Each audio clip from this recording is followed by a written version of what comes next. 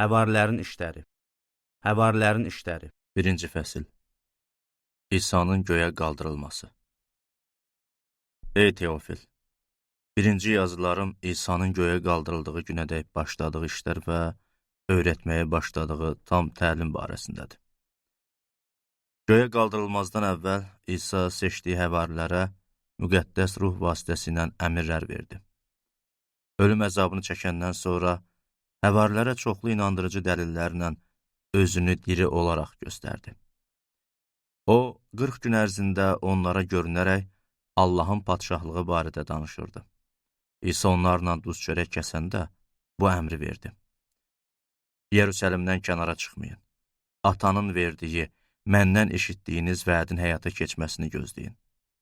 Belə ki, Yəhya su ilə vəftiz eləyirdi. Amma siz bir neçə gündən sonra müqəddəs ruhla vəftiz olacaqsınız. Həvarilər bir yerə toplaşanda İsa'dan soruşdular. Ya Rəbb, İsraildə padşahlığı indi mi bərpa eləyəcəksən? İsa cavab verdi.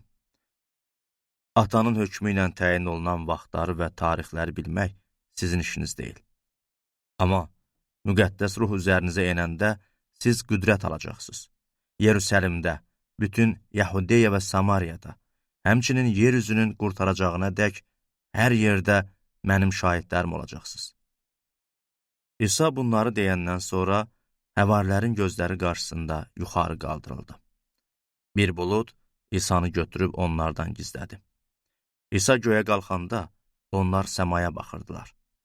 Elə həmin an ağ libaslı 2 kişi onların yanında peyda olub soruşdu. Ey Qalileyalılar, niyə səmaya baxa-baxa qalmısınız? Aranızdan götürülüb göyə qaldırılan İsa'nın aparıldığını necə gördünüzsə, elə də qayıdacaq. Yahudanın yerinə Mattiya seçilir. Bundan sonra həvarilər Zeytun dağı adlanan yerdən Yerusəlimə endilər. Bu dağ Yerusəlimin yaxınlığındadır. Ora olan məsafə şənbə yolu qədərdir. Təqribən 1 kilometr. Onlar şəhərə girib qaldıqları evin yuxarı otağına çıxdılar. Oradakılar bunlar idi. Peter, Yəhya, Yaqub, Andrey, Filip, Tomas, Bartalmay, Matta, Halfay oğlu Yaqub, millətçi Şimon və Yaqub oğlu Yahuda. İsa'nın anası Məryəmlə qardaşları və başqa qadınlar da həvarilərlə birlikdə dayanmadan dua eləyirdilər. Həmin günlərdə təxminən 120 bacı qardaşdan ibarət olan toplantı arasından Peter qalxıb dedi. Qardaşlar, İsa'nı tutanlara yol göstərən Yahuda haqqında müqəddəs ruhun Davudun dili ilə əvvəlcədən dediyi müqəddəs yazı sözləri yerinə yetməlidir. Yahuda bizə qoşuldu. Bu xidmətdən ona da pay düşdü. Bu adam elədiyi haqsızlığın haqqına bir tarla satın aldı. Sonra da oradan kəllə-mayallaq aşıb qarnı yırtıldı və bağırsaqları töküldü. Bütün Yerusəlim əhalisi bunu eşitdi və o yeri öz dillərində Haqaldema, yəni qan tarlası adlandırdı. Axı Zəbur kitabında yazılıb, məskəni viran olsun, kimsəsiz boş qalsın və vəzifəsini başqası tutsun.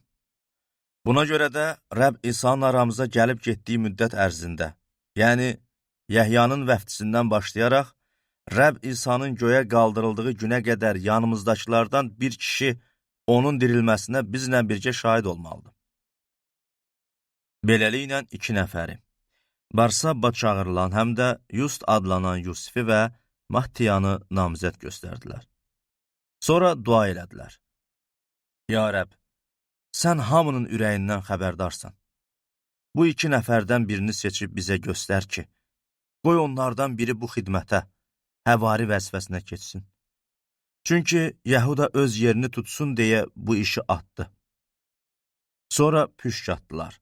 Püşk Mattiyaya düşdü və o, həvari sırasına 11 nəfərin yanına keçdi.